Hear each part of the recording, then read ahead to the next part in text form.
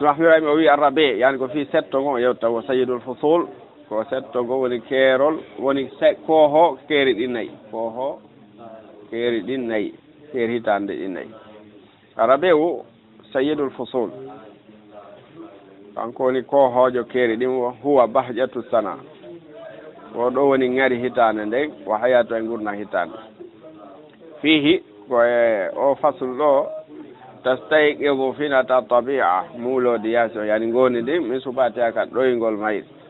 ta'udu rutu ala yamu ñalɗal jamilatu labaɗe ta'tadilu fotodira hararatu taksi ngulendi climat on taksuru ɗuɗa nabatatu puɗɗiriji ɗin tuzhiru fina al ashjaru leɗɗe ɗen tadhaku sama asama on jala ko ɗum woni o hento tatafatta wudde to akmamul azhar faaloy fulerji ɗin tuktasa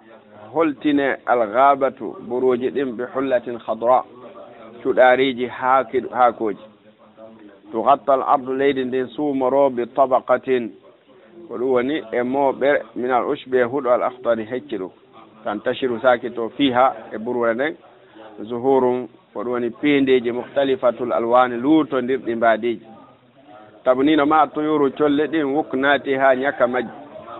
talma'u no jalba awraqul hawr kaaki ɗe leɗɗeteɗe hawr wa safsaful jadida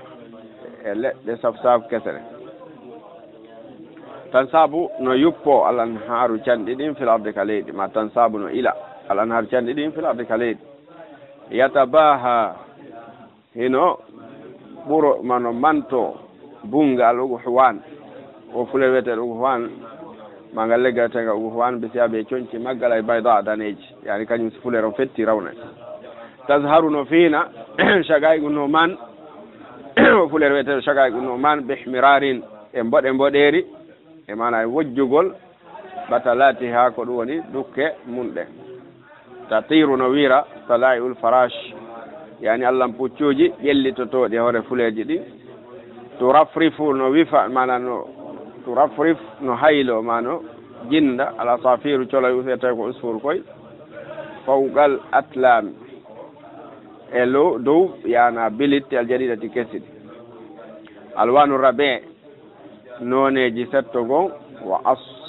watu wara hitoji mu hako wa ahwaluhu nda waswatuhu no wonde ko aswatu e hitoji mum tatazayyanu no cuuɗo atabiatu yani muulode yaasi on wete nature on la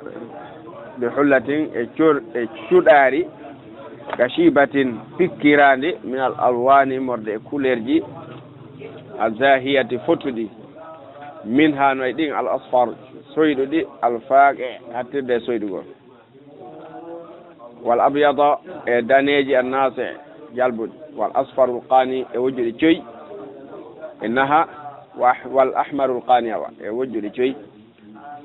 innaha alwanu mutanasiqa ɗum ɗon haray no waɗi fulerji feppodirɗi yartahu ilayha nadar darɗe no weltora darugol ɗum yartahu ɗon no welto no fowto ilayha mum annadaru darɗe yatibu ino wela al istima heɗi tagol ila aghani al bashar faade gimɗi ɓallinkeɓɓe wa zagzagati tuyur e sirkanɗe colli ɗi nastamiuɗen heɗi to ila hafifi l awraq faade e ko ɗum woni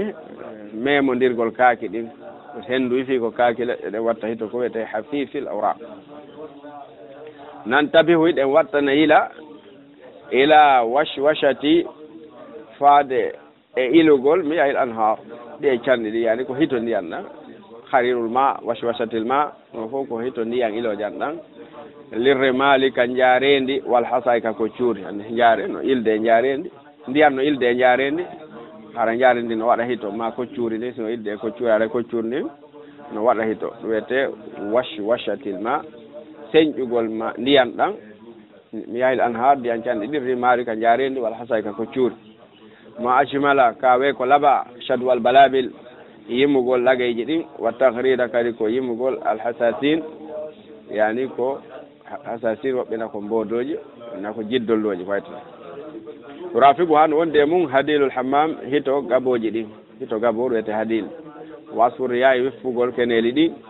tahtalitu rutonira zagatul asafir mana sirkanɗe usfur hoy koy ɓe hafifi bi hafifil ghabat yani ka buruji huɓituɗi ma ka buruji yani yajuɗi